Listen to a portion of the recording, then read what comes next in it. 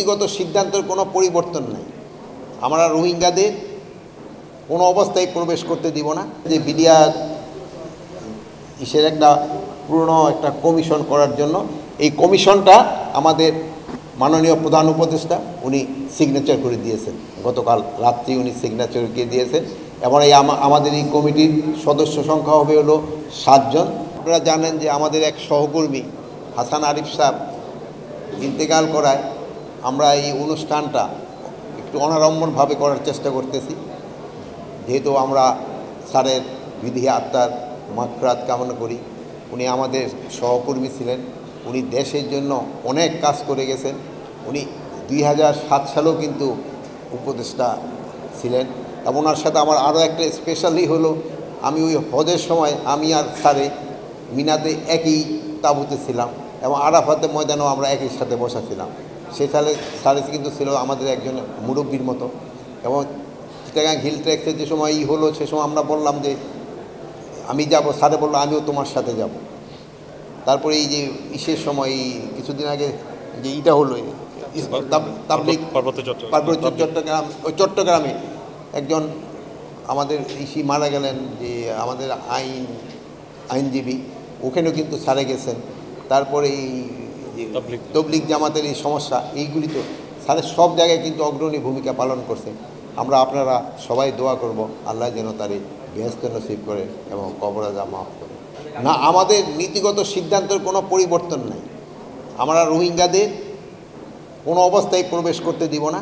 মাঠের অলরাউন্ডার আমি, আর ঘরের allrounder Tylox. Tylox toilet cleaner, clean মানেই টাইলক্স।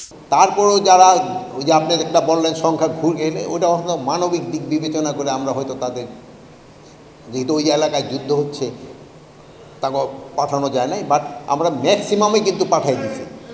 মানে এই 60 জনের মতো যারা একটু অসুস্থ বয়স্ক তাদের আমরা শুধু এই 60,000-এর মতো বিগত এই অনেক বছরে যাবার, কিন্তু এই অ্যাকোমোডেশনটা হলো 60,000। আর একটা জানেন যে আপনারা যেই আমাদের সাথে যে মিয়ানমারের যে বর্ডারটা ছিল, এটা পুরাটা এখন আরাকান আর্মির দখলে চলে গেছে। এই লাস্টের যে মংদু ইটা ছিল ওইটাও কিন্তু আরাকান আর্মির দখলে চলে গেছে। এখন যে আমাদের বিজিবির যে তাদের সাথে যে বর্ডারে যে একটা কথাবার্তা বলা, এটাও কিন্তু ওইরকম তাদের সাথে কোনো জায়গা নাই। এই জন্য আমাদের তাদের সাথে কথা বলতে হলে এখন কোনো শিপে গিয়া হয়তো কথা বলতে হয়তো আনঅফিসিয়ালি, তাও কিন্তু অফিসিয়ালি করা যাচ্ছে না, যেহেতু এই একটা সমস্যা তো আছে। তো আমাদের সরকার চেষ্টা করতেছে এইটা যে যত তাড়াতাড়ি সম্ভব এই সমস্যাটা সমাধান করার জন্য। প্রত্যাবর্ষণ সম্বন্ধে আমি অত ডিটেল বলতে পারবো না, এটা আপনারা সে যদি জিজ্ঞেস করেন পররাষ্ট্র মন্ত্রণালয় এটা ভালো বলতে পারবেন। প্লাস আমাদের মাননীয় প্রধান উপদেষ্টা কিন্তু তার একজন স্পেশাল এনভয় নিয়োগ করে দিয়ে হয়েছে এটা করার জন্য, এবং আমরা সবাই একসাথে কাজ করছি। আমরা হয়তো ভবিষ্যতে খুব তাড়াতাড়ি একটা ভালো ফল পাবো।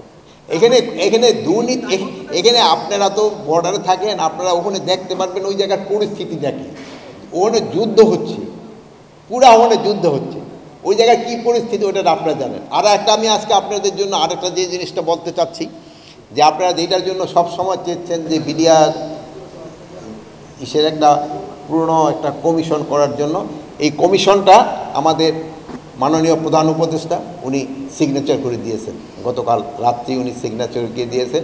এবং এই আমাদের এই কমিটির সদস্য সংখ্যা হবে হলো 7 জন। এবং আমাদের এইখানকার এক মহাপরিচালক ছিলেন ALM ফজলুর রহমান, স্যারে হচ্ছেন এটার সভাপতি। এবং এর সাথে আমাদের সামরিক বাহিনী আরও 2 জন সদস্য থাকবেন। একজন আমাদের ইসে থেকে